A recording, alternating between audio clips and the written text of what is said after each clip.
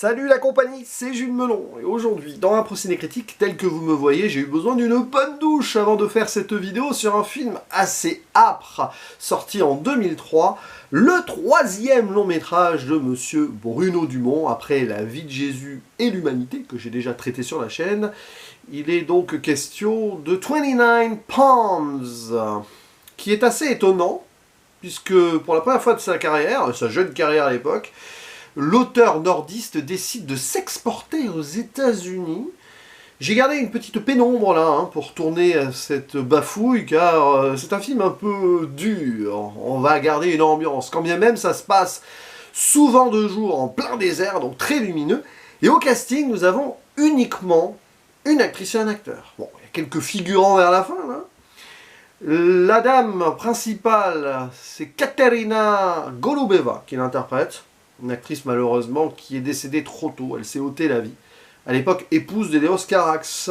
Bon, peut-être pas encore en 2003, je ne sais pas, mais bon, en tout cas, ce qui est sûr, c'est que de leur union est née, entre autres, parce qu'elle a d'autres, une fille qui est devenue actrice célèbre cette année dans Les Rayons et les Ombres. À ses côtés, David Wessack, ou Wessack, je ne sais pas comment on prononce, qui est inconnu au bataillon. Je crois qu'il n'a pas fait grand-chose d'autre, du moins de connu. Il avait un certain âge, pourtant, à l'époque, Et donc on les retrouve, ces deux gens, en plein désert, enfin sur la route. D'abord ils partent de Los Angeles, et puis donc ils vont aller s'installer quelque temps dans un motel, dans la bourgade de 29 Palms, d'où le nom du film, qui est donc quelque part en Californie, mais près de ce désert de l'Ouest américain. Et on sent que les deux ont du mal à communiquer pour cause. Katia, qui est probablement russophone au sens large, ne parle pratiquement pas anglais. David ne parle pas russe. D'ailleurs, ils jouent Katia et David, Katarina et David, c'est assez amusant. Et ils s'expriment ensemble, la plupart du temps en tout cas, dans une langue qui n'est pas la leur, le français, la langue de Bruno Dumont. Et donc on sent cette incommunicabilité et aussi une relation d'amour et de haine complexe entre les deux. On ne sait pas d'où ils viennent. Ce qui est sûr, par contre, c'est que lui, il est photographe, et elle, c'est probablement un de ses modèles, mannequins. Et ils font une virée, comme ça, pour des raisons qui les regardent. Peut-être en vacances, ou chercher des bons spots pour prendre des bonnes photos. Il cherche, visiblement, à prendre des photos, le monsieur. Mais, quelque part, il y a plusieurs choses qui l'empêchent d'eux. Et on va dériver ainsi avec eux, en forme d'errance, de répétition. Il y a quelque chose qui tourne dans ce film. La route, le désert, le motel, la chambre. On revient sur la route, le désert, la chambre. Ils se passent le volant aussi. Ils s'aiment et ils se disputent. L'amour charnel profond, avec quelques scènes, on va dire érotiques, et des moments de dispute qui parfois peuvent être un peu violentes. Il y a aussi la piscine. Et voilà, et j'en dis pas plus. Évidemment, il y a une bascule, à un moment, il va se passer quelque chose. Mais quoi donc? Il y aura une zone spoiler. Et j'ai vu ça donc au réveil un petit matin. Moi, j'aime toujours me faire des films qui sortent de napalm au réveil, comme dirait l'autre. Je préfère ça plutôt qu'en fin de journée, parce que après tu rumines trop. Et en effet, ce film, il bastonne.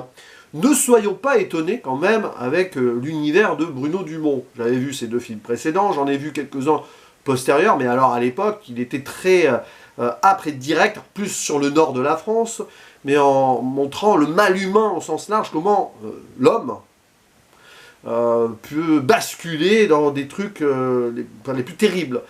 Ici, c'est un peu le cas, mais différent pendant un petit moment. Ce qui est sûr, c'est qu'on part sur des terrains connu et conquis, cette idée d'un réalisateur étranger qui va aux États-Unis et filmer le désert, son immensité, ses décors, et il place des gens un peu perdus au milieu, qui se cherchent ou qui cherchent quelque chose. On va frontalement penser à Monsieur Antonioni, en plus sur l'incommunicabilité des deux, l'idée de ce couple qui a du mal à vivre ensemble. On est quelque part entre Voyage en Italie, bon, ils sont pas mariés là, mais il y a ça, et bien sûr, on pense à un des grands films d'Antonioni dont on ne parle que trop peu, Zabriskie Point. Avec des scènes potentiellement charnelles en plein désert. Il y a même probablement une idée de clin d'œil. Donc c'est ça qui est intéressant sur le papier, ce genre de réalisateur, pas né aux États-Unis, qui découvre presque le pays, qui veut montrer quelque chose de sombre, tout en s'extasiant sur, évidemment, ces grands espaces qui ont donné de grands films, notamment western, fordiens et plus si affinité, communier avec cet endroit. Wim Wenders l'a fait aussi avec Paris, Texas, avec quelqu'un qui se cherchait, qui errait, qui revenait, ou qui partait, qui... Bon. Ici, là, on a vraiment ces deux personnes, on ne sait pas trop comment ils arrivent à être ensemble, en fait. Mais bon, vous connaissez cette histoire de love and hate, de l'amour passionnel peut naître aussi une haine frontale, pour des raisons de difficulté donc d'être ensemble. Il n'y a pas que la barrière de la langue. Le gars là, le photographe David, il est très... On le sent, il y a un côté mascu, presque macho des choses. Et d'ailleurs, quand il a un orgasme, il pousse des cris très bizarres. On sent qu'il se met en avant, qu'il surjoue l'idée de mâle dominant, qui prend son grand plaisir. Donc c'est malsain là-dessus dans leur relation. Et après, bon, Bruno Dumont, il est très bon dans cette idée de filmer ces grands espaces-là. Au final, quand il fait des films dans le Nord, à plus d'une reprise, il filme aussi des étendues. Il place ses personnages dans ces décors, les perdant plus souvent parce qu'ils sont perdus intérieurement. C'est pas finalement très différent de sa filmographie.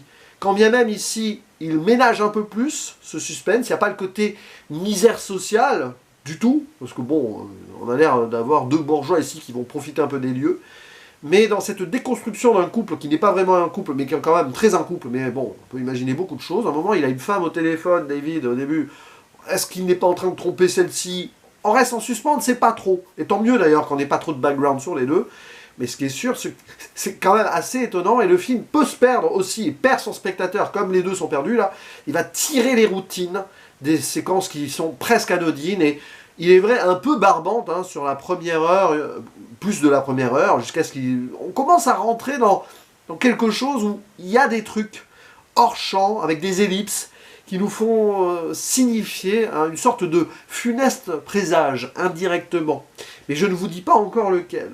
Après, il faut avouer que le duo d'acteurs-actrices, c'est pas génial non plus, mais dans la perdition, ça fonctionne dans le fait qu'il soit pas forcément très bon. On va dire ça comme ça. Il y a cette dichotomie qui se fait aussi pour, à l'écran, des gens qui sont pas très... dans le contexte cinéma, c'est bizarre. Voilà. Mais il y a une bizarrerie qui s'installe dans des trucs totalement... c'est banal ce qui se passe. C'est banal, c'est un peu compliqué et tout, mais bon, avec évidemment ces travaux d'espace, etc. Alors il y a un moment, une scène exceptionnelle au début, on voit le désert, tout ça, ils avancent, il y a le train qui passe, toute l'Amérique nous est présentée, c'est dans les 15-20 premières minutes, et derrière il y a des éoliennes pour nous montrer l'évolution de l'Amérique, le désert qui est là depuis tout le temps, le train qui est venu au 19e siècle, et maintenant les éoliennes. Bon, voilà, la circulation de cela, la circulation de l'évolution, peut-être aussi, avant de nous installer la circulation du mal. La circulation du mal aussi dans les effets un peu, quand ils sont en huis clos, on sent qu'entre les deux, ça peut péter à n'importe quel moment, et ça explose parfois en moment donc d'amour, mais en moment aussi de dispute. Et il y a une scène qui est assez étonnante, qui aurait presque pu être lynchienne, d'une certaine façon. J'exagère un peu. C'est que il est là pour prendre des photos, on sent, bon, peut-être. Et à un moment, on voit donc de nuit quelque chose où il y a des flashs, une sorte de panoramique nocturne, et on se dit, tiens, il prend des photos. Bah, pas du tout. Ce qu'on voit à l'écran, en fait, c'est la télévision qui regarde au motel. Avec une sorte de film expérimental, visiblement, il commande dessus. C'est-à-dire qu'en fait, l'impossibilité pour eux de communiquer, de s'aimer vraiment, il y a aussi l'impossibilité du photographe pour vraiment prendre une photo. Pourtant, il y a plein d'endroits, de beaux spots où il pourrait, mais il va pas prendre de photos, il va juste prendre du plaisir avec elle. Alors, qu'est-ce qu'il vient de faire là? Juste prendre du plaisir, loin de tout. On va dire, en envahissant d'une certaine manière des endroits qui ne sont pas les leurs, pour leur plaisir personnel. Gardez ça en tête, c'est intéressant. Et pour le reste, c'est très dépouillé. On peut aller beaucoup plus loin. J'aime beaucoup aussi cette municipalité, là, les 29 Palms, on voit cette allée un peu qui pourrait presque faire allée hollywoodienne, mais pas du tout. On est quand même dans un contexte assez rural, avec les 29 palmiers, d'où le nom de la bourgade. Des moments nocturnes aussi de balade après une petite dispute. Et tout ceci annonce quelque chose. Spoiler donc, que se passe-t-il ? Alors, il y a plusieurs moments dans le film, petit à petit, il faut attendre un moment, on voit des voitures passer, il y a des trucs hors champ, enfin, il y a quelque chose qui se met en place, puis à un moment il y a des chiens. Ah, elle est contente de voir des chiens, il y a un chien qui manque une patte. Tu sens le côté un peu, vous savez, redneck, et tu sens que tu rentres dans un délire Peckinpah, ou plutôt Boorman, hein, je vais vous dire quel film après, où il y a, voilà, ils sont quelque part où il y a quelque chose qui ne va pas, ou c'est eux qui ne vont pas dans cet endroit aussi. Et il y a le chien qui se fait écraser, mais finalement ça va, et ça renforce la tension. Il y a un moment dans une scène avant, hein, de piscine, où il y a des jeunes qui rentrent, tiens, ils s'en vont. On sent qu'il y a, comme s'ils n'étaient pas à leur place, ils ont peur, et puis plus tard, Katia, elle a peur. Il y a une peur qui s'installe, alors la peur, parce qu'il y a David qui est un peu violent et macho, peut-être, et la peur tout court. Et très vite, oui, des voitures, et puis un pick-up. Hein, un pick-up qui se met devant, parce qu'ils vont sur la route, voilà, ils reviennent. À un moment, il y a un pick-up, il s'arrête et il part. Et plus tard, ce pick-up va les poursuivre et leur foncer dedans. Et là, on pense à Duel de Steven Spielberg. Et c'est là où Bruno Dumont, il est exceptionnel dans son geste de cinéma, où il visite le cinéma américain comme il visite l'Amérique. Enfin, le cinéma vu aux États-Unis, tourné aux États-Unis. Parce qu'on va passer donc de certains moments à la Zabriskie Point, d'une chose, à Duel, c'est très bref, mais c'est quand même, alors c'est pas un camion, c'est un pick-up, mais quand même, et après on va basculer. La bascule va se faire, mais d'une violence soudaine, même si on sentait que ça allait exploser, avec ces gens dans ce pick-up, probablement des, on va dire, entre guillemets, hein, des rednecks locaux, qui semblent pas contents que ces gens soient là. À un moment, il y a plus tôt dans le film, il y en a un qui dit vous êtes sur notre route, barrez-vous. Bon. Et donc, il va y avoir une scène de viol horrible. David va se faire violer, et à côté, Katia va se faire déshabiller de force et être obligée de regarder la scène. L'horreur. Et là, on bascule dans Délivrance de John Boorman. Donc, vous voyez comment, hein, Zabriskie, Duel, Délivrance, jusqu'à ce grand final où David a pété un plomb. Il a brillé, trauma et tout. Il va se raser la tête. Peut-être faire référence à Taxi Driver, j'en sais rien. Là, j'exagère. Mais surtout, il va venir poignarder dans le motel Katia qui est allée chercher des pizzas. Et la façon dont il la poignarde, dont c'est filmé aussi, alors c'est pas sous la douche, hein, mais quand même, et la façon dont il pousse ses cris, les mêmes cris orgasmiques qu'il faisait avant, c'est comme s'il avait un orgasme de pulsion meurtrière, il fait et on pense au violon de Psychose d'Hitchcock, mais vraiment, littéralement, frontalement. Et donc, on glisse, Duel, Délivrance, Psychose, avec l'incipit potentiellement Zabriskie Point, et vous pouvez même rajouter d'autres films quand ils partent de Los Angeles au début. C'est très intéressant comment il procède, Bruno Dumont, parce qu'il reste dans sa thématique du mal absolu humain, avec du peuvrier, un délire criminel, des amants criminels peut-être, là aussi, qui traînent. Bon. Et David, avec ce trauma, ne peut plus contenir le mal. Il y a la transmission du mal. C'est marrant, ça, cette évolution américaine qu'on voit au début, là, et la transmission aussi de ce mal américain, peut-être, ou de ce mal humain qui vient percuter ce couple. Lui, il est américain. Hein, elle ne l'est pas. Mais du coup, il y a cette idée, oui, il vient récupérer tout ce mal américain de gens qui l'ont rejeté dans son propre pays parce qu'il n'était pas au bon endroit au bon moment avec la bonne personne pour faire les bonnes choses. Et du coup, il va la tuer. Et après, il va se laisser mourir au soleil, à côté de son pick-up. Il y a une scène plus tôt, ils vont faire l'amour sur des rochers, et se dire, on va mourir au soleil, peut-être. Littéralement, ils vont mourir au soleil. Et c'est pas la petite mort de l'amour, là, c'est la vraie mort de la haine et de la pulsion meurtrière. Et ce plan final, hein, on voit le désert avec la police qui débarque. Voilà, ils sont perdus dans l'immensité, ils ont leur tête à tourner, et ils n'étaient pas là où ils devaient être. Mais bon, ces rednecks qui ont tué, enfin qui ont violé, qui ont poussé à tout cela, ne sont pas là où ils sont censés être non plus. Hein, je ne vais pas vous faire l'histoire de l'Amérique. Tout ceci est intéressant dans la circulation du mal. Je fais un zone spoiler. Autant dire que pendant les 2 tiers du film, j'étais là en train de me dire, c'est un peu relou. C'est-à-dire que je vois les idées, c'est passionnant, et des beaux plans et tout, mais je me dis, c'est pas passionnant. Dans l'idée de ce couple-là, il manque, c'est pas qu'il manque de charisme, c'est pas important ça, mais je sais pas, voilà. Bon d'accord, c'est mystérieux, ils sont là, on sait pas trop pourquoi, mais bon, c'est pas trop ce qui va leur arriver. Et tu sais que cette redondance-là, elle est là pour mettre le malaise aussi, c'est pas... à aucun moment le film, à part sur des beaux plans du désert, est facile à regarder. Et je pense que Dumont, il installe et il fait durer. Hein.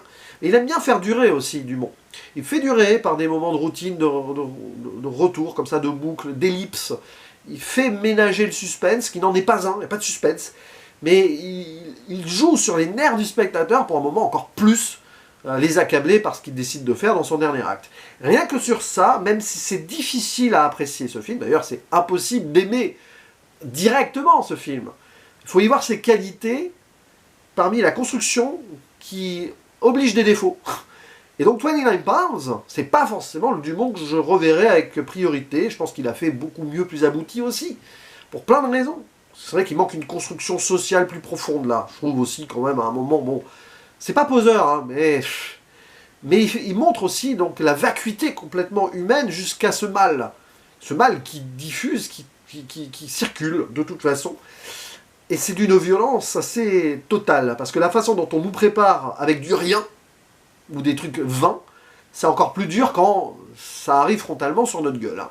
Donc voyez-le, 29 Palms, et je finirai donc cette vidéo en disant que probablement je traiterai Flandre, qui est son suivant, dans quelques semaines, et avant. Et puis, si tout va bien, j'irai voir Les Roches Rouges, son prochain, qui a été présenté à Cannes, et si je l'ai distribué près de chez moi, que j'ai le temps et tout, ce sera normalement autour du 23 septembre. J'ai vu une date là, alors j'espère qu'elle est confirmée et tout, mais peut-être vers fin septembre, du coup, Les Roches Rouges, au cinéma. Je compterai probablement sur mon cinéma indépendant. Et sur, du coup, un bon emploi du temps à la prochaine rentrée. Et ça, c'est une autre histoire. N'hésitez pas à dire en commentaire ce que vous pensez de ce film, et je vous dis à la prochaine. Ciao.